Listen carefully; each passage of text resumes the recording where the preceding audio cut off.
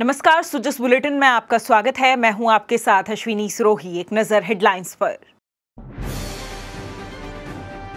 5 से 14 अप्रैल तक होगी लोकसभा चुनाव के पहले चरण की होम वोटिंग। वरिष्ठ नागरिक और दिव्यांग घर से ही कर सकेंगे मतदान।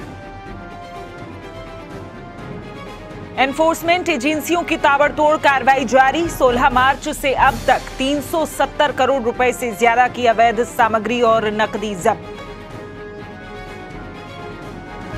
आदर्श आचार संहिता के उल्लंघन पर रखी जा रही कड़ी निगरानी। सी विजिल ऐप पर अब तक 2000 से ज्यादा शिकायतें दर्ज। लोकसभा आम चुनाव के मद्देनजर चुनाव आयोग ने 85 साल के वरिष्ठ नागरिक और 40% से अधिक दिव्यांगों को घर से मतदान करने की सुविधा दी है। होम वोटिंग का पहला चरण 5 अप्रैल से प्रारंभ होकर 13 अप्रैल तक जारी रहेगा। इस बीच यदि कोई मतदाता अनुपस्थित रहता है या वोट देने से वंचित रह जाता है तो 15 और 16 अप्रैल को भी वोट डलवाए जाएंगे।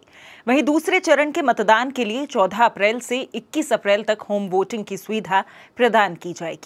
इस बीच अनुपस्थित रहने वाले मतदाता 22 और 23 अप्रैल को पुनः होम वोटिंग कर सकेंगे। पहले चरण में 85 वर्ष से अधिक आयु के 27,526 मतदाताओं ने होम वोटिंग के विकल्प को चुना है और अपना पंजीकरण करवाया है।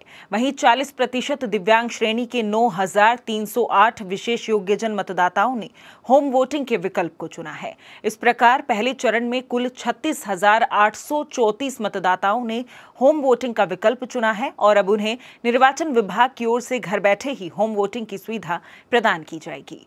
आपको बता दें कि प्रथम चरण के लिए 2 विधानसभा क्षेत्र में 100 से भी कम मतदाताओं ने होम वोटिंग के लिए पंजीकरण करवाया है। वहीं 25 विधानसभा क्षेत्र ऐसे भी हैं जहां होम वोटिंग की सुविधा का चयन करने वाले मतदाताओं की संख्या 500 से अधिक है।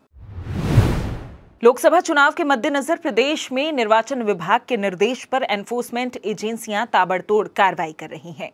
राज्य में 1 मार्च से अब तक लगभग 468 करोड़ रुपए कीमत की अवैध सामग्री और नकदी जब्त की जा चुकी है, जिनमें 16 मार्च से अब तक लगभग पकड़ी गई वस्तुओं की कीमत 370 करोड़ रुपए से ज्यादा है।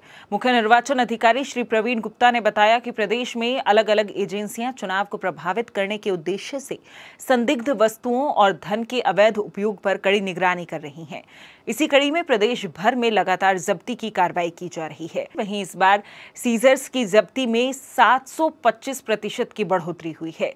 इसी कड़ी में प्रदेश भर में लगातार जब्ती की कार्रवाई की जा रही है।